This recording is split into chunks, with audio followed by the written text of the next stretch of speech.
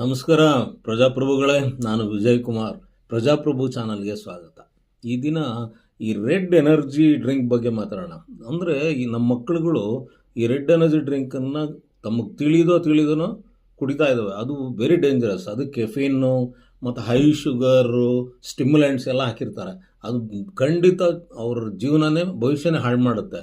ಅದ್ರ ಬಗ್ಗೆ ಹೆಚ್ಚು ಮಾತಾಡೋಕ್ಕಾಗಲ್ಲ, ಆ ಕಂಪ್ನಿ ಬಗ್ಗೆ ಹೇಳೋಕ್ಕಾಗಲ್ಲ. ಆದರೆ ಇದನ್ನು ನೀವು ಪೇರೆಂಟ್ಸ್ ಆದವರು ನೀವು ಗಮನಿಸಬೇಕು.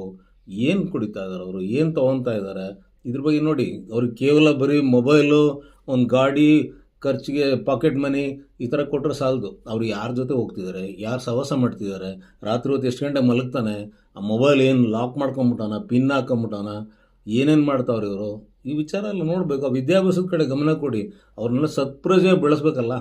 ಮುಂದೆ ಅವರೇ ತಾನೇ ಪ್ರಜೆಗಳೇ ಪ್ರಭು ಆಗೋದು. ಅದರಿಂದ ದಯವಿಟ್ಟು ಮಕ್ಕಳ ಬಗ್ಗೆ ಗಮನ ಕೊಡಿ.